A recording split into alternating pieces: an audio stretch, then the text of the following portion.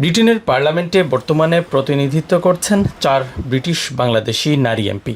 আছেন বাংলাদেশি বংশোদ্ভূত অসংখ্য নারী কাউন্সিলর, চিকিৎসক, ব্যারিস্টার, উদ্যোক্তা, শিক্ষাবিদ, এমনকি ব্যবসায়ীও। যুক্তরাজ্যের মাটিতে ব্রিটিশ বাংলাদেশি নারীদের এমন সাফল্যের তালিকা দীর্ঘ হচ্ছে প্রতিনিয়তই। কিন্তু প্রশ্ন হলো, ব্রিটিশ বাংলাদেশি কমিউনিটির সবচেয়ে প্রভাবশালী সংগঠনগুলোর নেতৃত্বে কেন নেই নারীরা? Bangladesh caterers association, British Bangladesh chamber of commerce কিংবা গ্রেটার সিলেট ডেভেলপমেন্ট দশকের পর দশক ধরে কমিউনিটির গুরুত্বপূর্ণ সিদ্ধান্ত ও প্রতিনিধিত্বের সঙ্গে জড়িয়ে থাকা এসব প্রতিষ্ঠানে নারী নেতৃত্ব নেই বললেই চলে। যুগ যুগ ধরে কেন এমনটা হচ্ছে?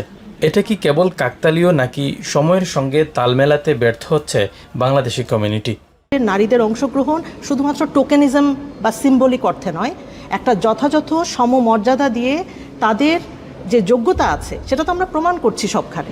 সেই যোগ্যতাটুকু কেন কমিউনিটি অর্গানাইজেশনগুলোতেও দেখা যাচ্ছে না? সমাজ বদলেছে নারীর অবস্থানও। ব্রিটিশ বাংলাদেশি নারীরা বর্তমানে দেশটির পার্লামেন্টে প্রতিনিধিত্ব করছেন, নীতি নির্ধারণ করছেন, স্থানীয় সরকারেও বড় বড় প্রতিষ্ঠানের নেতৃত্ব দিচ্ছেন। তাহলে কমিউনিটির সংগঠনগুলোতে নারী নেতৃত্বের প্রতিফলন নেই কেন?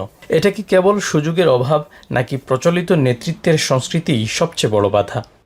আমাদের বাংলাদেশ ক্যাডার অ্যাসোসিয়েশন সবসময় ওয়েলকাম করে যে আমাদের যে মহিলারা আছে তারা যাতে আমাদের ইন্ডাস্ট্রিতে সামনে আগায় আসে।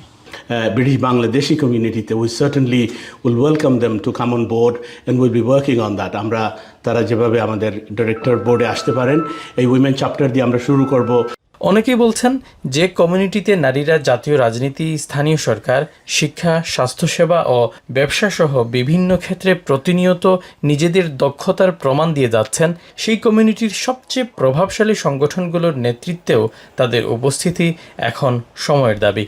নেতৃত্বের টেবিলে কারা বসছেন তার উপরই বাংলাদেশি কমিউনিটি তথা ব্রিটিশ বাংলাদেশি নারীদের ভবিষ্যৎ নির্ভর করছে বলেও মত অনেকের।